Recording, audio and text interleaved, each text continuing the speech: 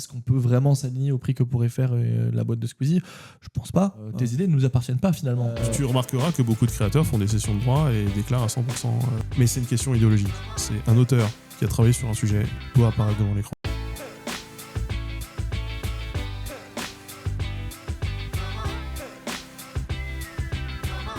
Aujourd'hui, on se retrouve pour le podcast d'Ilgarn, notre agence d'influence à destination des créateurs et créatrices de contenu sur Internet. On fait également de la gestion administrative et c'est aujourd'hui tout l'objet parce qu'aujourd'hui, on va parler de Monté et de Léa qui ont réussi justement avec leur petite équipe à faire fonctionner Linguisticae, les chaînes de Linguisticae.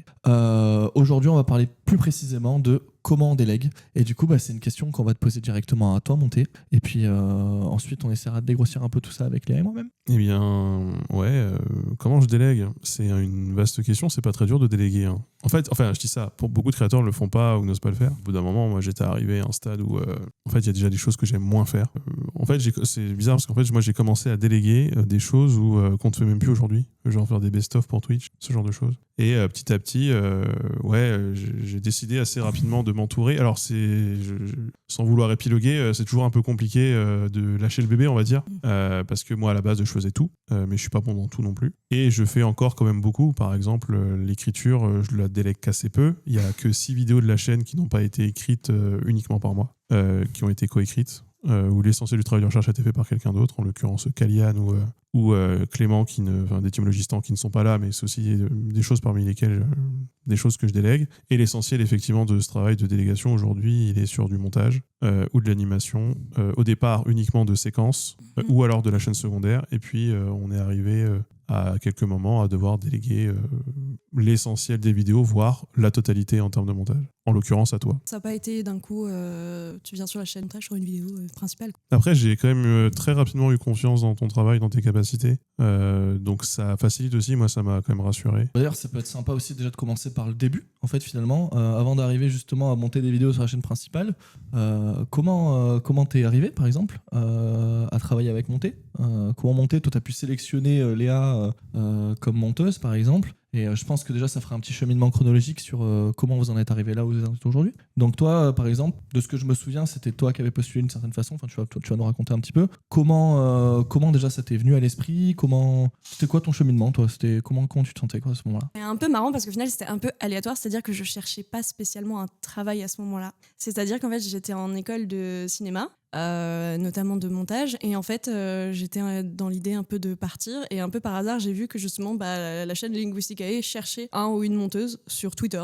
J'ai vu le post, et du coup j'ai longtemps hésité à postuler, et je me rappelle pour me motiver à postuler, une amie de l'époque m'avait dit mais pense à ce monteur que tu détestes, lui il aurait pas hésité à postuler, et du coup j'étais là esprit shonen à fond, mon presque non mais je me suis dit c'est vrai que des fois on n'ose pas trop parce que justement on n'a pas confiance forcément en ses capacités selon les expériences qu'on a eues professionnellement, etc.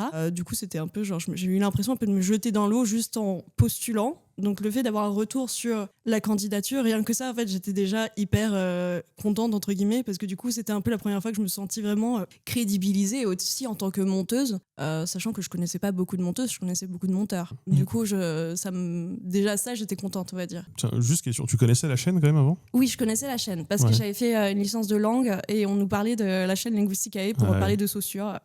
Du coup, je connaissais la chaîne, mais je suivais pas activement. C'est juste, en gros, je pense que j'étais abonnée sur Twitter, donc je voyais passer des choses et je regardais de temps en temps. Je m'y suis abonnée pour le contenu parce que je faisais des études de langue, mais c'était, même sans le conscientiser, déjà le montage qui m'intéressait sur la chaîne. Parce que je suis pas du tout vulgaire, moi. Et toi, de ton côté, comme tu viens de dire, justement, tu étais encore en école de cinéma, donc finalement, tu n'avais pas forcément, si je m'arrête vraiment à la vision académique, toutes les compétences, blabla, pour avoir vraiment le CDI ou quoi que ce soit. Toi, de ton côté, Monté, quand tu as reçu justement son CV, je pense pas que tu avais fait une lettre de motivation. Je crois pas que c'était le but.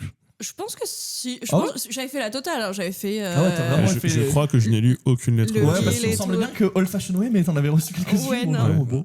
Qu'est-ce qui t'a séduit en fait finalement dans son CV, dans ses compétences ? Faut savoir déjà qu'à l'époque, ça faisait déjà quelques mois, moi, que je travaillais avec un autre monteur qui s'appelle Glooms, qui est parti ensuite. Je pense que j'avais une organisation du travail qui lui correspondait pas. Enfin, il avait peut-être plus besoin d'un environnement classique. Moi, j'avoue que j'avais besoin de quelqu'un qui puisse travailler en autonomie. Donc, on a eu, c'est un moment où on avait de l'argent sur Linguisticae, ça belle époque. En tout cas, c'était peut-être une forme d'âge d'or. Et donc, à l'époque, l'offre d'emploi, je me suis dit, il y a peut-être moyen d'avoir. Là, c'est le moment où je me suis dit, j'ai besoin pour Twitch. Donc, Glooms le faisait déjà. Mais j'ai aussi besoin pour la chaîne principale. Pour certains projets, certains aspects du travail que j'avais pas forcément envie de faire. En fait, il y a des vidéos où, quand c'est un peu des vidéos d'actu ou des vidéos de long cours, j'avais du mal à rester très créatif. Là où les grosses vidéos, par contre, je continue vraiment d'avoir une mainmise dessus très importante. Et donc, j'avais posté cette offre d'emploi. À la base, si tu te souviens bien, concernait du travail partiel. C'était un temps partiel. Ouais, pendant un moment, j'étais à temps partiel. Exactement. Pendant quelques mois, il me semble. C'était à 80%, je crois. Et donc, j'ai posté cette offre sur Twitter. Je comptais la poster ailleurs. Mais en fait, de juste l'avoir postée sur Twitter, ça fait que j'ai déjà eu au moins une dizaine, peut-être même une vingtaine de candidatures, mais en l'espace de 2 jours. Beaucoup. J'ai sélectionné, pas sur CV plus particulièrement, et sur ce qui avait déjà été fait, si les gens avaient déjà fait des choses. J'ai eu quelques entretiens, je crois qu'on en a fait 5, quelque chose comme ça. Et moi, de toute façon, je voulais trouver quelqu'un très rapidement, j'étais pas là pour au bout d'un moment faire. Moi, ça me saoule aussi, c'est pas mon métier de. Je suis pas RH et je les aime pas beaucoup. J'adore ma sœur qui est RH, cela dit.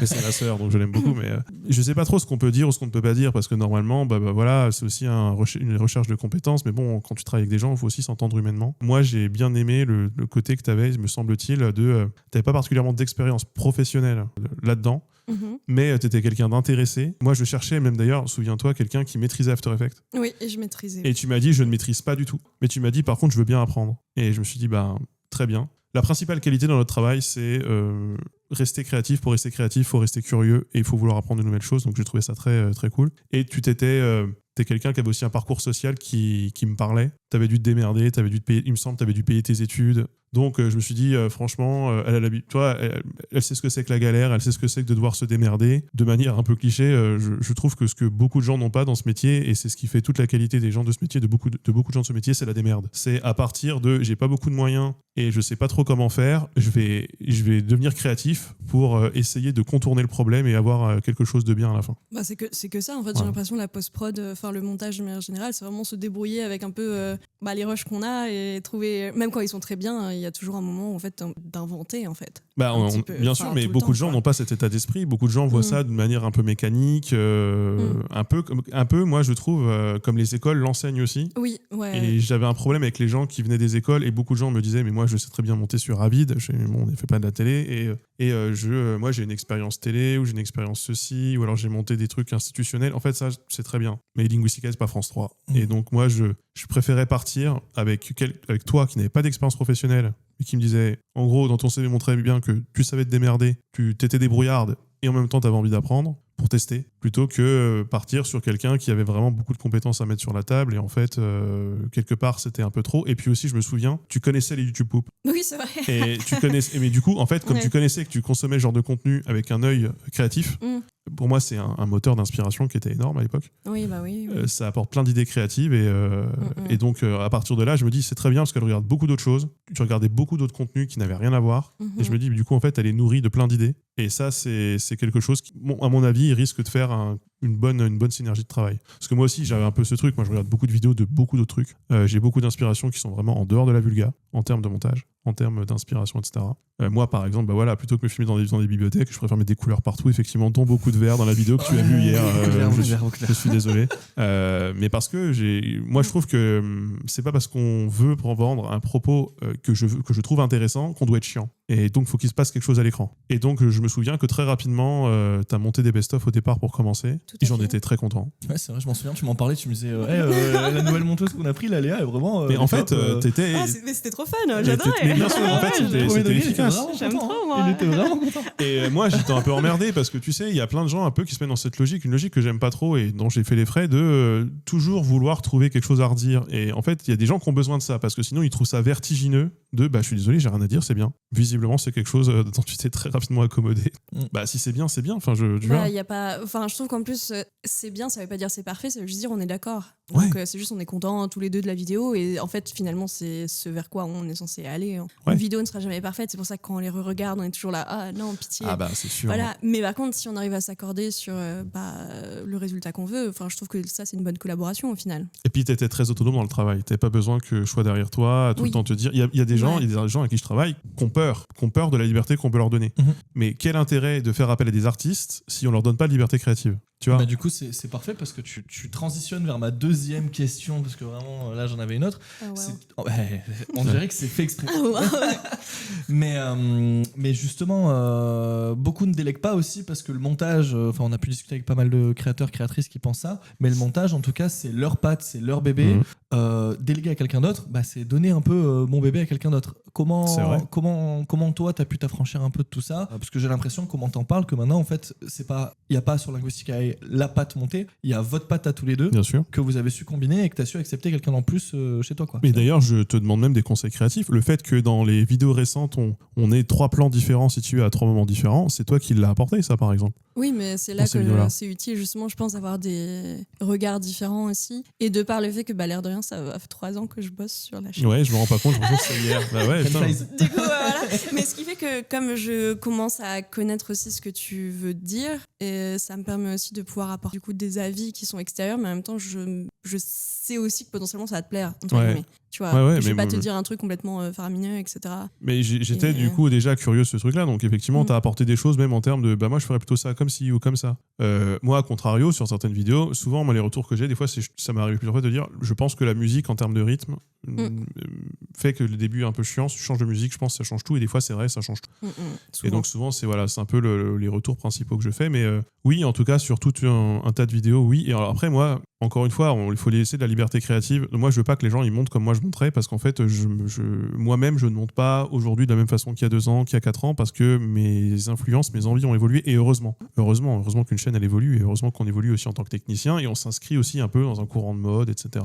Des fois, quand on est au début, on a envie de mettre beaucoup d'effets, puis après on devient un peu plus sobre, etc. Il y a des moments où ça s'y prête plus, des moments où ça s'y prête moins. Donc, de toute façon, dès l'instant qu'on fait venir quelqu'un sur la chaîne, il faut que cette personne transparaisse et qu'elle existe aussi par son travail. Après, il y a des choses que j'ai encore beaucoup de mal à déléguer aujourd'hui, mais c'est parce qu'en fait, déléguer ce travail, des fois, n'aurait pas de sens, parce que j'ai envie de le faire d'une façon qui est vraiment très... On en a parlé récemment. Il y a une vidéo, c'est trop compliqué de la faire monter, parce que en termes de sujet, d'illustration, c'est vraiment... Dans ma tête, c'est assez précis. Et ça correspond à des choses qui moi, j'ai tout... En fait, ça me prendrait plus de temps à expliquer que de le faire moi-même. Ouais, bien sûr. Tu vois. Et à contrario, il y a des sujets politiquement, et toi et moi, on s'entend. Quand il y a des sujets qui sont un peu plus sociétaux et politiques, je sais que tu vas savoir là où aller. Des fois, je te donne des pistes d'illustration, des pistes de ceci, des pistes d'extrait. Des fois, tu as des gags visuels auxquels j'aurais pas du tout pensé. Je trouve ça très bien. Je te l'ai déjà dit à plusieurs reprises. Et donc là-dessus, toi, ça va. Et même d'ailleurs, sur la question de la délégation du montage, c'est ton bébé et tout, etc. Oui, encore une fois, il y a des vidéos qui t'impactent moins, et des vidéos, quand c'est des vidéos de flux, je m'en fous un peu plus. Par contre, là, on est carrément en train de développer un projet qu'on va développer à 2, où ce sera toi qui seras au montage. On sera tous les 2 à l'écriture. Donc là, on va écrire à 2. Mais là, du coup, c'est vraiment un format qu'on va faire à 2, quoi. Et bah oui, du coup, ce sera monté de Linguistic AI et Léa de Linguistic AI, de facto. Mais ça a été possible justement parce que ça fait un petit moment déjà, je pense que vous bossez ensemble aussi. Est-ce qu'il n'y a pas eu un moment où tu t'es peut-être dit, en rajoutant la patte de Léa au sein de Linguistic AI, est-ce que je ne vais pas perdre des fois le spectateur? C'est une question qui t'a traversé l'esprit ou pas? Non, en fait, au bout d'un moment... Moi, là-dessus, j'ai un logiciel idéologique assez clair. On va pas faire semblant, on va pas faire comme s'il y avait que moi. Ça ne sert à rien. Et donc, dès l'instant qu'on intègre d'autres travailleurs dans l'équipe, c'est par exemple aussi, là, je fais un pas de côté, mais les vidéos où Kalian et Clément, les vidéos auxquelles ils ont participé, ils apparaissent à l'écran. Ils ont écrit la vidéo, ils la présentent. Avec moi, on la présente à 2, parce que je peux pas non plus laisser la chaîne avec quelqu'un d'autre, quoi, mais ça se voit qu'ils n'ont pas l'habitude. Oui, ça se voit qu'ils ont du mal parfois. Oui, le tournage, il dure 3 fois plus longtemps que ce qui tournerait sinon. Mais c'est une question idéologique. C'est un auteur qui a travaillé sur un sujet doit apparaître devant l'écran pour parler de son sujet. C'est lui qui en parle. Moi, c'est lui qui est qualifié. Moi, je l'accompagne, etc. Il y a du répondant et tout. Et c'est important. Alors, ça coûte beaucoup plus cher à faire. Il faut faire venir le gars, il faut l'héberger, ou Kalian, tu vois, il faut l'héberger, etc. C'est clair que c'est pas du tout la même économie, quoi. Mais c'est une question idéologique. Et pour le montage, c'est pareil. Dès l'instant que tu fais venir quelqu'un d'autre, moi, quand une vidéo elle est montée par Léa, moi je dis que la vidéo elle a été montée par Léa, par exemple, quand on m'en parle ou quand. Bon, elle est dans les crédits de toute façon aussi également. Elle se crédite elle-même. Oui, bah oui, Après, je le mets dans le générique. après, ouais. on a eu cette discussion de les bandeaux YouTube, maintenant, les hypertextes se mettent sur les crédits. Donc, on rajoute maintenant les crédits en description. Et je sais que certains veulent un peu cacher cette réalité. Il y a beaucoup de chaînes qui le mettent. Moi, je sais que ça m'arrive souvent quand je regarde des vidéos où le montage me plaît et que je vois qu'il est un peu différent d'habitude. Je me dis, est-ce que la personne a utilisé un monteur ? Et je regarde à la fin, je regarde dans la description, souvent il n'y a rien écrit. Et pourtant, je sens, c'est peut-être justement mon regard de monteuse maintenant, mais je sens que c'est pas la même personne qui a monté et c'est jamais noté, entre guillemets. Donc c'est vrai que j'ai pas l'impression qu'il y a toujours cette démarche juste de valoriser en fait les travailleurs qui bossent sur les vidéos, ce qui me semble chouette comme démarche, entre guillemets. Mais même, par exemple, on a été à Frames, on t'a fait venir à Frames, oui. on t'a demandé si tu voulais venir pour voir. Moi, c'est quelque chose que je déplore, c'est le côté, on devient des producteurs. On n'est plus que des auteurs, on devient des producteurs. Et une partie des producteurs ne se rendent pas compte qu'en fait, ils invisibilisent le travail que eux-mêmes parfois ont pu faire à l'époque en se plaignant d'être invisibilisés. Et au bout d'un moment, les travailleurs auxquels on délègue, ils existent. Leurs conditions de travail, c'est un sujet. Leur place dans cet écosystème est un sujet. Et nous, on a fait le choix, moi j'ai fait le choix du salariat. Moi j'ai fait le choix de te salarier. Je sais que c'est pas du tout automatique, on en parlait tout à l'heure, la plupart sont en freelance et même des fois c'est différents monteurs en freelance. Moi, c'est même pour des questions idéologiques déjà, évidemment, mais c'est aussi pour des questions de stress et d'être assuré. En fait, quand tu travailles avec quelqu'un sur le long terme et que au quotidien, au bout d'un moment, il y a des automatismes qui se mettent en place et ça évite de devoir tout réexpliquer, tout refaire, pas toujours être content, etc. Moi, ça m'achète une quiétude aussi, tu vois. Puis un peu un côté, peut-être, je sais pas trop, mais je trouve que le fait d'être salarié, d'être sur des CDI, des choses comme ça sur le long terme, ça veut dire que aussi tu t'assures aussi mon investissement, c'est-à-dire que tu n'es pas juste un client avec qui je bosse pendant quelques semaines ou même moins, etc. sur un projet, mais vraiment que je suis investie pour que la chaîne fonctionne, parce que si la chaîne fonctionne, ça entre guillemets, si je veux continuer d'être salarié tout bêtement, alors que quand c'est un client ou une relation vraiment freelance, auto-entrepreneur, je trouve qu'il y a moins ce côté investissement, émotionnel, c'est peut-être un grand mot, mais où t'as envie que ça marche aussi, alors que quand c'est des one-shot, au final, tu prends ton truc et t'es content. Et... Ouais, même pour aller plus loin, nous chez Elgard, ça nous arrive en s'occupant de plusieurs créateurs, il y a plein de créateurs qui ont des modèles différents et qui fonctionnent différemment, on n'impose rien. Et c'est vrai qu'on a certaines personnes qui travaillent avec des monteurs qui sont en micro-entreprise à côté ou quoi que ce soit. C'est simple, quand monter, on va dire qu'il prépare son planning et qu'il te dit la vidéo elle doit sortir dans 10 jours. Toi, quand tu vas faire ton 8 heures journée, parce que t'es à 35 heures, tu vas passer tes journées à faire ça et au final, dans 10 jours, bien sûr, si c'est possible qu'elle sorte en 10 jours, mais bon, normalement, je pense pas. On est rarement sur ce genre de délai, on est sur des délais plus longs. On est sur des délais beaucoup plus longs, je sais très bien, il y a au moins 2 vidéos qui sont toujours prêtes à l'avance, mais bon, en tout cas, c'est toujours possible de le faire, tandis que, par exemple, ça nous est arrivé il y a pas si longtemps, mais la vidéo devait sortir un peu là tout de suite parce qu'on était un peu pressé, puis le prestataire nous a dit, écoutez, non, moi j'ai pas le temps, je suis en vacances, j'ai autre chose à faire, ou je travaille avec quelqu'un d'autre déjà, et en fait, on s'est retrouvé un peu démunis à ce moment-là, en se disant, merde, putain, on travaille tout le temps ensemble, mais on peut rien faire pour vraiment lui donner. Et c'était un peu, nous, la question qu'on s'est posée avec toi, justement, parce que c'est d'abord, idéologiquement, tu voulais pas forcément faire travailler que des micro-entreprises à côté. Non, j'étais contre. Parce que tu savais que tu en avais besoin continuellement et ça les met quand même dans une zone de précarité. Et en fait, nous, il y a dû se poser toute une question. Et c'est marrant parce que toi, évidemment, je vais spoiler un truc énorme, mais t'es de gauche. Oui, je suis engagé en politique. Je suis engagé politiquement. Voilà. Je suis choquée. Et donc, du coup, quand on a vraiment ouvert ta société, il y a une question qui s'est posée parce que jusqu'ici tu travaillais un peu tout seul. T'avais quelqu'un un peu comme tu disais, Glooms tout à l'heure. Ouais. Mais t'étais pas vraiment, attention, je vais dire le gros mot que tu n'aimes pas, mais patron. Non, légalement, je l'étais pas. Et en fait, tu l'es devenu. Et à ce moment-là, il a fallu se poser des questions qui étaient différentes. Au moment de prendre justement Léa, la question c'était est-ce qu'on garde pas, parce que en fait finalement pour qu'il y ait contrat de travail, je fais un peu juriste rapidement, mais il faut qu'il y ait 3 conditions cumulatives qui se fassent. Il faut qu'on te donne un travail effectif, il faut qu'on te rémunère aussi, et il y a également un lien de subordination qui est vraiment créé. Et c'est rigolo parce que depuis le début vous en parlez d'une façon comme et c'est d'ailleurs très admirable parce que vous collaborez finalement. J'ai pas l'impression que ce soit vraiment Léa, fais ça, et c'est tout. Et c'est vraiment chacun, vous avez un œil là-dessus. Et en fait, tu as su transformer un peu ce truc-là. Au début, tu te disais, bon, bah, ça va être ma salariée. Il y a quand même un rapport de domination qui se crée. Et qui existe, hein. Qui existe, en vrai. On peut pas faire, on va pas faire semblant, il existe. Qui existe. Évidemment. Mais malgré ça, vous avez quand même réussi à faire un peu votre chemin d'une certaine façon et de vous dire, en fait, bon, bah, nous, notre truc, c'est un peu finalement Linguistica. Tu deviens un peu, ça devient un peu ton bébé aussi, un peu la chaîne, tu vois, finalement, ça fonctionne ensemble. Et c'est ce qui est quand même vachement sympa. Nous, il y avait beaucoup de questions qui se posaient parce que, bah, évidemment, un prestataire externe, c'est quand même vachement plus simple. Comme là, tout à l'heure, il a fait la blague, c'était l'âge d'or Linguisticae. Bah, demain, il y avait plus demain, il y a plus d'argent dans Linguisticae. Bon, bah, la question est simple. On n'a pas besoin de prendre le prestataire cette fois-ci. Et puis, toi, ça te fait une perte d'argent. Et nous, en fait, là où on aurait dû avoir une perte d'argent en payant un salarié, avec un salarié, bah, on ne paye pas quand on a envie, on paye tous les mois. On n'a pas le choix. C'est vrai. Donc, ça, c'était une question qu'il a fallu se poser. Et ce qui fait qu'économiquement, en tant que créateur, c'est plus compliqué, il faut voir sur plus long terme, tu peux moins te permettre aussi certaines prises de risques alors qu'il faut. Et c'est pour ça que beaucoup de créateurs choisissent précisément d'avoir des sociétés individuelles. Et en fait, bah là, il a fallu se poser toutes ces questions-là. Combien ça coûte? Parce qu'il y a la loi aussi, évidemment. Il y a un minimum à payer les gens. Voilà. Et puis nous, en plus, on avait cœur à pas te payer au minimum, justement. Donc, il a fallu calculer. Bah, moi, je me suis référé à la convention collective de l'audiovisuel. Ouais, voilà, c'est ça. Donc, voilà. Parce qu'en fait, payer un SMIC, bon, alors c'est très bien. Enfin, c'est un bon début, déjà, pour commencer. Voilà, pour prendre quelqu'un. Un SMIC, c'est aujourd'hui 1400 net, si je dis pas de bêtises. Ouais, à l'époque, on était à 1002 quand ouais, il y a eu l'inflation. Ouais, il y a eu l'inflation. 1240, moi, parce que j'ai fini à 1240. Ouais, je m'en souviens, ouais. Et en fait, nous, on a dû chercher justement ce prix d'équilibre où on a pu se dire, OK, à ce moment-là, on peut travailler dans des conditions sérieuses. Elle, ça peut la sécuriser en même temps. Et en plus de ça, bah, au final, on se retrouve avec une partenaire qui dure. Et finalement, ça fait 3 ans. Et il y a un autre point que tu n'évoques pas. On doit aussi fournir l'outil de travail ça, c'est vrai. en tant qu'employeur. Ouais, donc ça, c'était T'as fourni l'ordinateur. C'est normal, ce qui est normal. Hein. Mais c'est une question qui ne se pose pas quand on fait appel à... Quand c'est du freelance, c'est ton propre matériel que tu assumes, etc. Mais moi, je le dis toujours, le modèle Linguistica est un modèle qui coûte plus cher que beaucoup de nos concurrents. Parce qu'on peut parler de concurrence, oui. C'est-à-dire que bah oui, des vidéastes qui peuvent se permettre de demander moins, de faire un peu de dumping sur les prix des OP, parce qu'en fait, ils ont un modèle économique qui fait qu'en fait, ils ont moins de frais.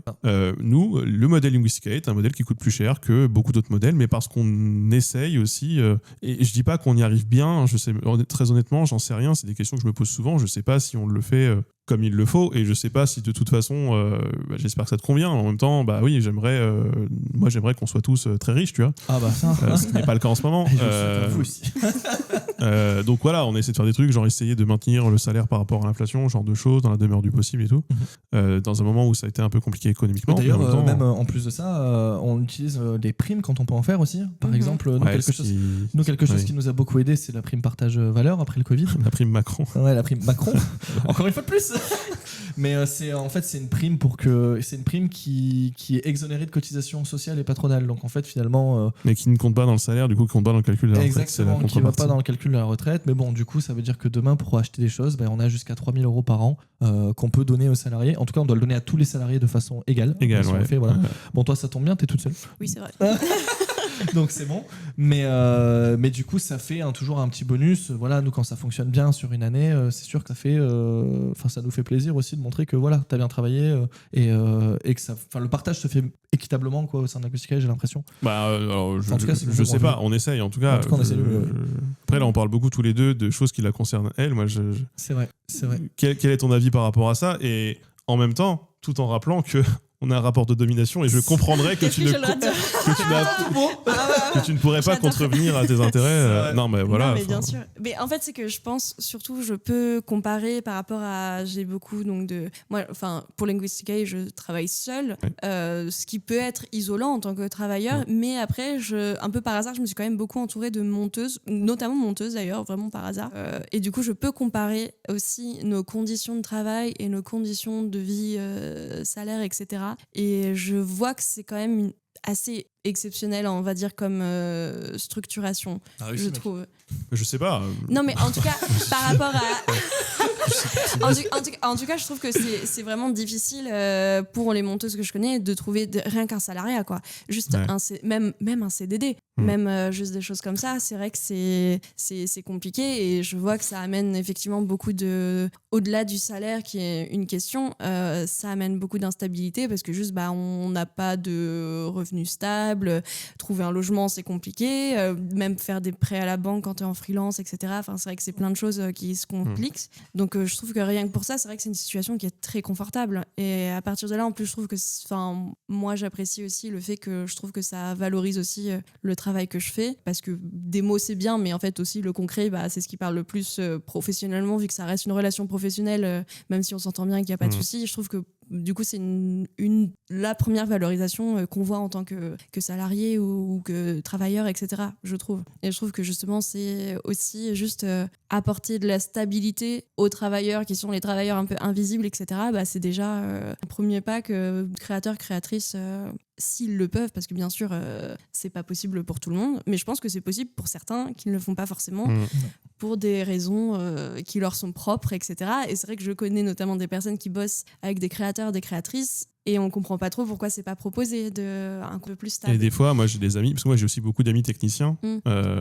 qui le demandent, et on leur promet, et jamais ils ne l'obtiennent. On les met dans une forme de ouais, t'inquiète, on en parle à tel moment, puis on en reparlera plus tard, et en fait, on se retrouve dans les mêmes travers que. En fait, c'est vraiment un travail ubérisé dans ces cas-là. Après, je pense aussi que c'est facile, c'est vite fait de voir le méchant, il nous donne jamais le contrat alors qu'il nous le promet. Mais il faut pas le promettre. Voilà, il faut pas le promettre. Oui, Déjà, il faut pas le promettre. C'est surtout dans un ça, premier lieu, les promesses, il faut pas le faire. Quand tu commences à t'engager et que du coup tu réserves une forme d'exclusivité, c'est ça. Voilà. C'est ce qui est le problème. Après, c'est sûr que voilà, comme on a dit, devoir un salaire tous les mois et réfléchir et tout ça, il faut qu'il y ait quand même on va dire, parler comme ça, mais un business plan un peu rodé pour nous de notre côté.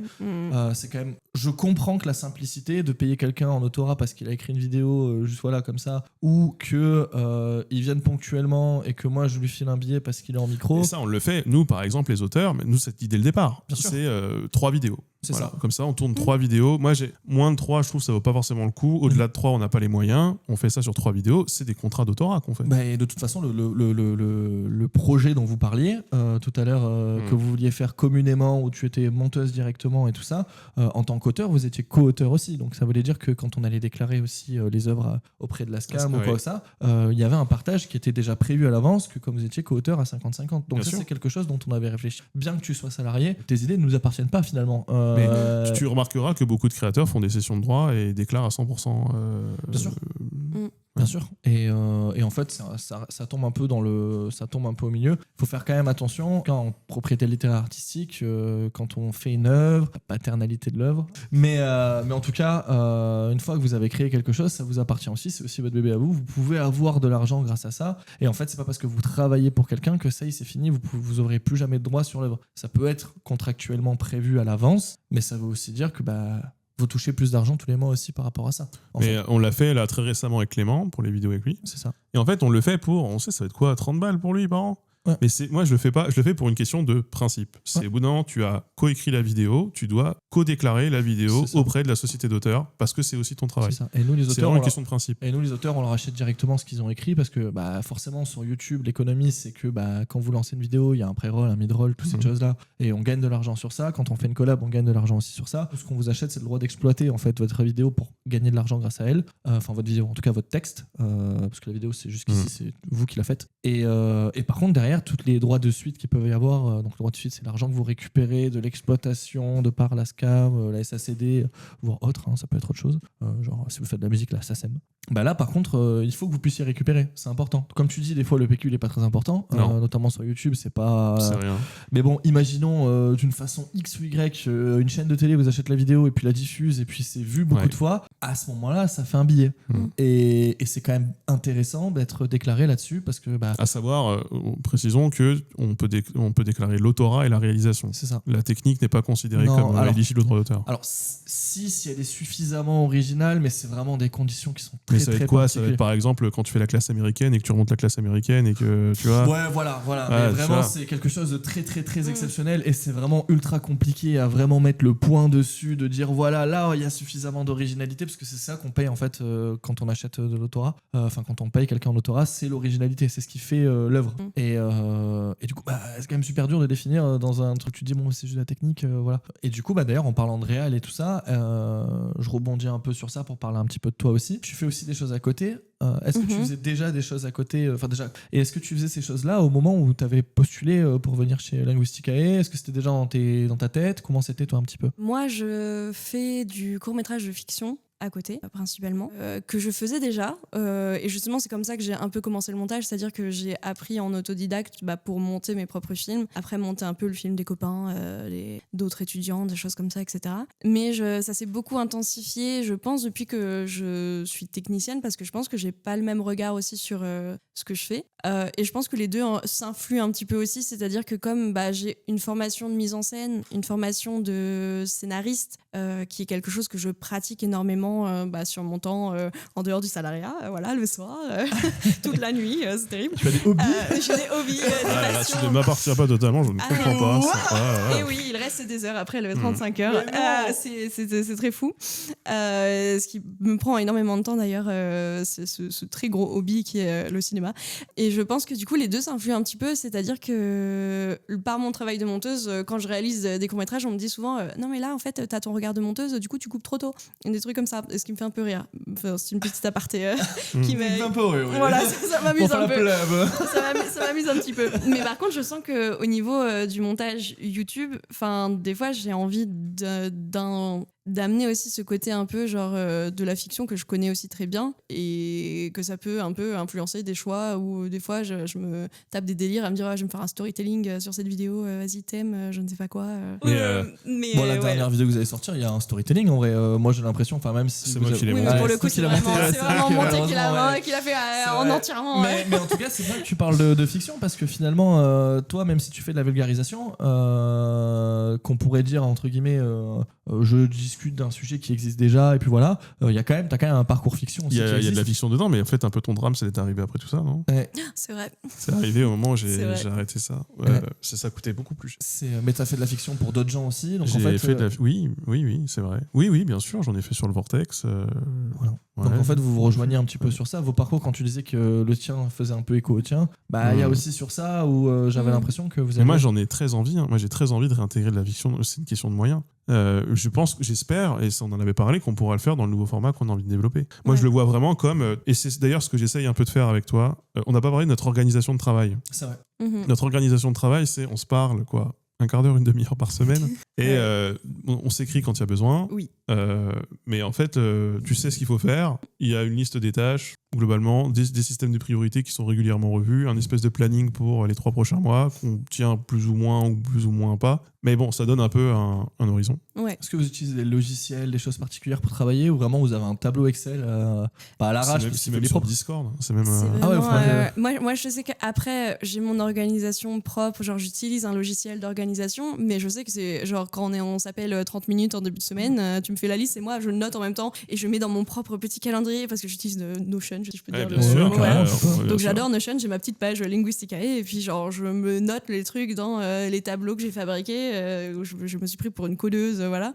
Mais c'est vrai que c'est pas intégré dans notre système ensemble, c'est juste qu'on a trouvé il y avait eu Monday, on a eu Monday à l'époque, mais en fait, ça prenait trop de temps à gérer le système de gestion. Ouais, c'est vrai. Alors qu'en fait, on a des tâches, on n'en a pas 40, j'ai envie de dire, et souvent, il y a quand même des grosses unités. Si j'en venais à ça, c'est parce que je sais pas si c'est ton cas, mais je me projette un peu sur toi en tant que monteuse aussi, en me disant il faut pas trop que je te donne des tâches abrutissantes. Tu vois, il faut que je dilue.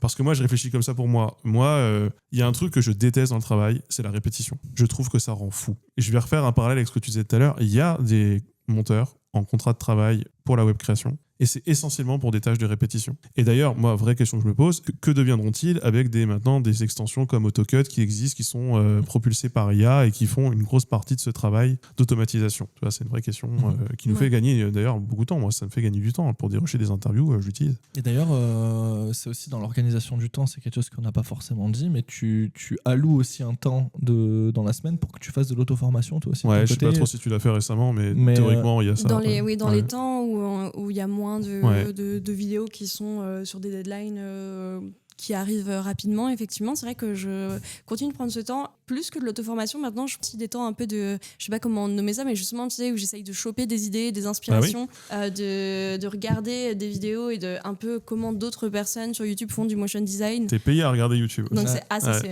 merveilleux. C'est merveilleux. Après, je le fais aussi beaucoup sur mon temps off pour être super honnête.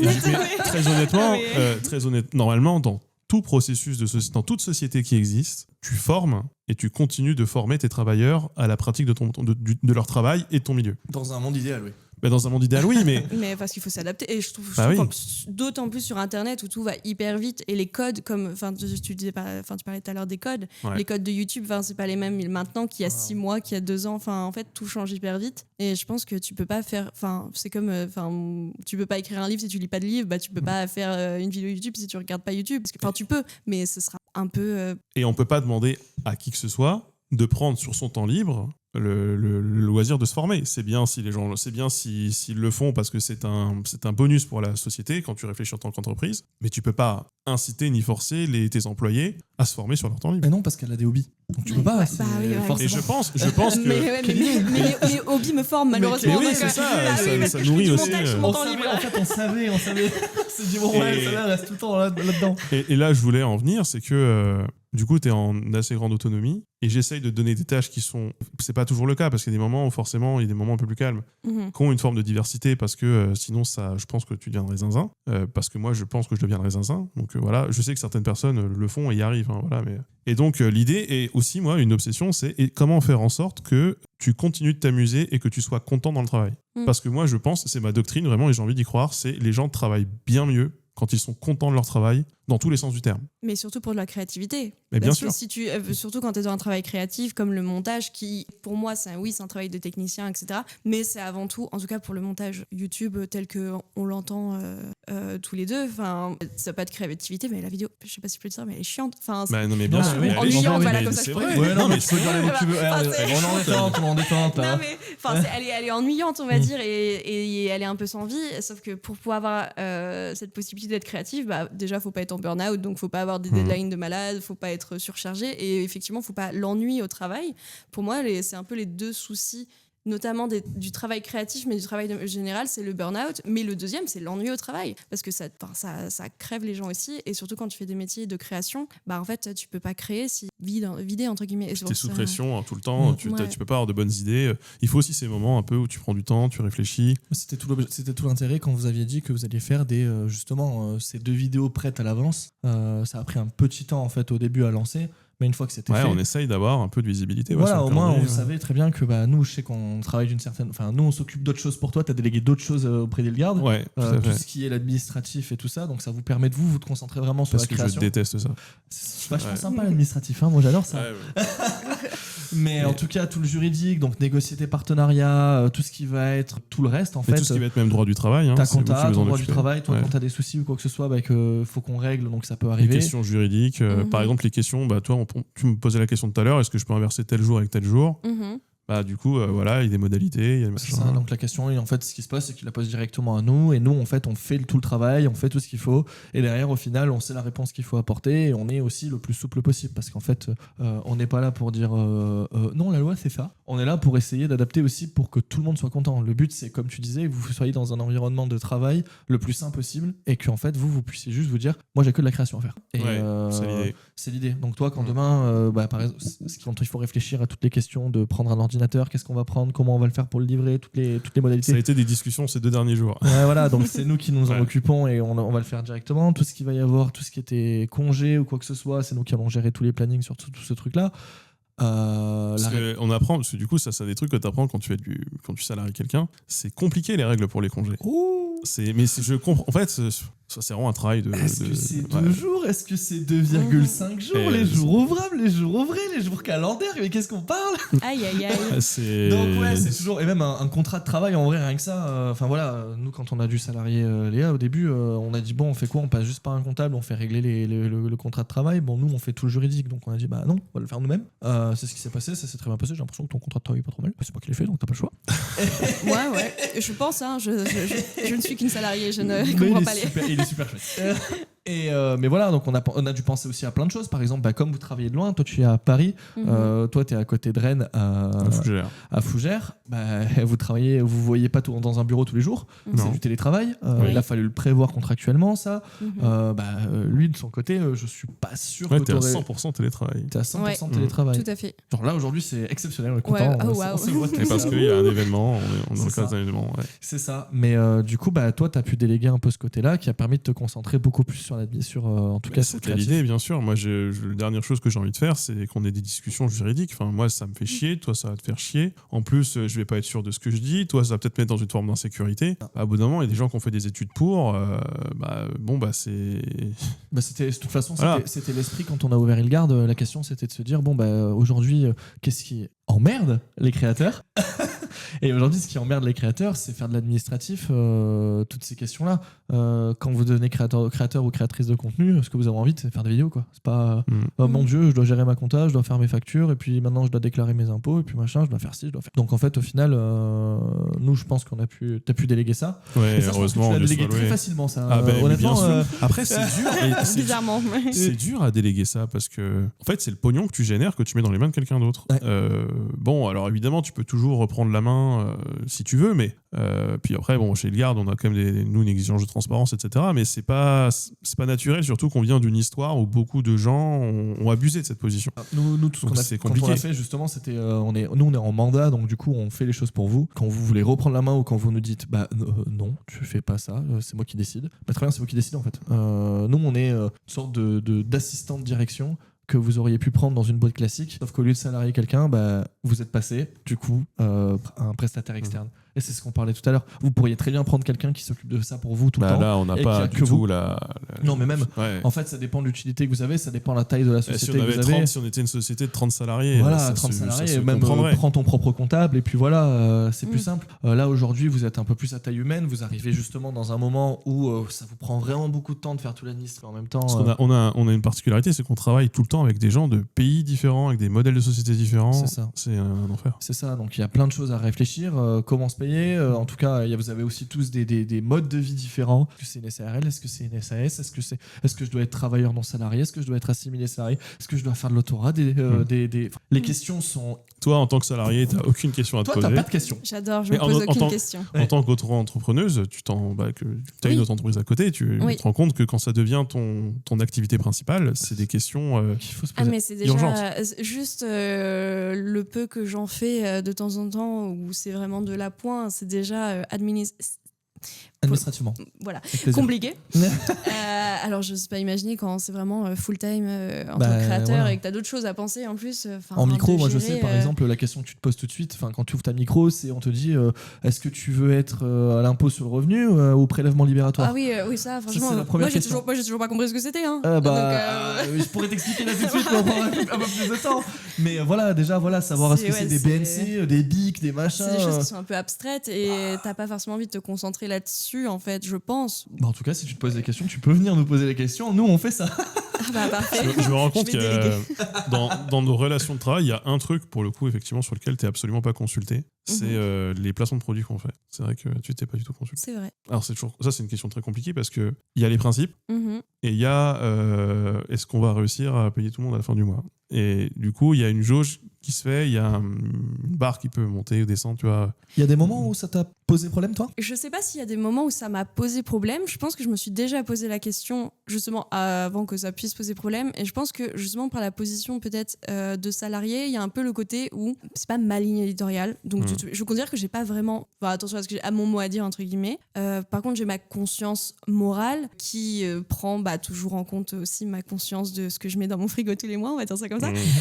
Mais je sais que si jamais il y avait vraiment quelque chose en fait qui pour moi serait complètement à l'opposé peut-être de mes convictions personnelles, là je pense que je dirais quelque chose, mais pas pour faire changer, mais juste pour dire que moi potentiellement ça peut remettre en jeu ma position de salarié. Mais en fait, comme on a justement une relation de confiance, j'ai du mal à imaginer que ça puisse vraiment arriver. De toute façon, après, moi, il y a plein de trucs qu'on continue de refuser alors qu'on a connu une période là, il y a des indicateurs qui reviennent au vert, ça commence à aller un peu mieux. Ça revient. Nous, par exemple, je sais très bien que dans l'agence, directement par notre position, il y a quelque chose qu'on refuse systématiquement, c'est déjà les crypto-monnaies. Tous les produits financiers, globalement. C'est assez simple. Principalement, j'ai pas envie de me positionner là-dessus, mais c'est principalement parce que je comprends pas comment ça fonctionne. Et si je comprends pas, moi je veux pas qu'on vende un produit qu'on comprend pas. Voilà, ça c'est première phrase. Voilà. Et en plus de ça, il y a d'autres choses aussi qu'on va pas faire, c'est tout ce qui est dropshipping et tout ça. On essaie de se. Alors ça peut arriver que des fois il y en ait qui passent entre les mailles du filet, mais en tout cas dès qu'on reçoit quelque chose, une proposition d'un nouveau produit, du coup Louise avec qui on travaille aussi, on fait une enquête un peu sur le machin pour savoir si vraiment est-ce que c'est du dropshipping et on va enfler des gens. Et ça on veut pas du tout. Ou est-ce que c'est vraiment un produit original, quelque chose qui peut être sympa, quelque chose qui mérite d'être vendu et qu'on fasse de la publicité. Voilà. Après c'est important. Ça c'est des valeurs que nous on a chez Ilgard. Mhm. Et après il y a les miennes qui sont différentes. Voilà, parce que du coup Ilgard s'adapte aussi aux différents créateurs. On n'a pas tous les mêmes niveaux, les mêmes choses avec lesquelles on voudrait ou ne veut pas travailler. Par exemple Linguisticae, on refuse les produits financiers. Les banques. Voilà. Notamment les banques, les compagnies d'assurance ou les jeux de hasard, etc. Tout après ça c'est interdit maintenant. Jeux de hasard il faut faire vraiment. Mais dans les jeux de hasard je fais rentrer des catchas dedans. Moi. Ah ouais moi aussi ça, en vrai, ça rentre dedans. Et d'ailleurs dans certains pays c'est considéré comme tel. Ah non mais en vrai je suis d'accord, c'est un peu flou quand même sur ça. Je crois que c'était en Belgique ils avaient fait requalifier des jeux en jeux de hasard. Généralement les créateurs, les créatrices, à chaque fois qu'on a une proposition de gacha, j'alerte quand même dessus en disant bon les gars c'est quand même un peu un jeu d'argent et tout ça. Enfin voilà c'est un pay to win quoi finalement. Est-ce que quand même vous voulez le faire? Il y en a qui me disent bon finalement peut-être pas, il y en a d'autres qui sont ok avec ça. Moi je suis pas là pour juger les valeurs de chacun. Si c'est ok, si c'est pas ok, aucun problème, on le fait pas et c'est pas. Mais après c'est pour ça que je pense qu'en tant que du coup travailleur, genre salarié, etc. de ta chaîne, si j'ai postulé à la chaîne, c'est aussi que d'une certaine manière, comme j'aurais pu postuler à une autre entreprise, il y avait aussi des valeurs qui me plaisaient. Et de la même manière que pour un boulot complètement autre que j'aurais pu faire, qui n'avait rien à voir avec le fait d'être technicienne ou quoi que ce soit, c'est aussi les valeurs propres à chacun de savoir est-ce qu'on est ok pour travailler pour telle ou telle chose et faire son choix en âme et conscience. En tout cas c'est cool de voir que tu fais pas en fait même s'il te pose pas forcément la question, il te la pose maintenant, ça fait tu fais partie finalement. Mais en fait parce que je me suis déjà dit que quand on allait faire le format sur lequel on va travailler de toute façon là tu seras directement impliqué en termes d'image et de toute façon les discussions faudra qu'on les a concernant ces vidéos. Là c'est différent je trouve effectivement, c'est pas la même implication qu'en tant que monteuse. Enfin, je trouve que c'est pas mon image en fait qui est montrée. Oui il y a mon nom au générique mais au final moi il y a pas de répercussions de quoi que ce soit. Enfin, la plupart du temps, quand je dis oui, je suis monteuse pour Linguisticae, on me dit ah, je connais, mais les gens savaient pas que j'étais la monteuse. Et pas parce que je suis pas visibilisée, juste parce que c'est juste le nom à la fin du générique et on s'en fiche un peu. Et ce qui est la place de la monteuse, c'est que j'ai aucun souci avec ça. Mais c'est vrai que c'est pas pareil quand il y a ton image effectivement qui est investie directement. En tout cas, c'est quand même vachement bien de voir que c'est possible finalement de déléguer. Beaucoup en ont peur, en vrai. Et moi, j'ai vraiment envie qu'on évolue vers un modèle. Là, c'est moi, je parle aux créateurs qui pourraient nous regarder. Un modèle où on met bien les gens, on essaye de mettre bien les gens, en tout cas en répartissant l'argent qu'il existe de manière correcte, en donnant des conditions de travail correctes, parce qu'en fait, quand un milieu économique existe, quand les travailleurs ont des bonnes conditions de travail, c'est un milieu qui se pérennise beaucoup plus facilement.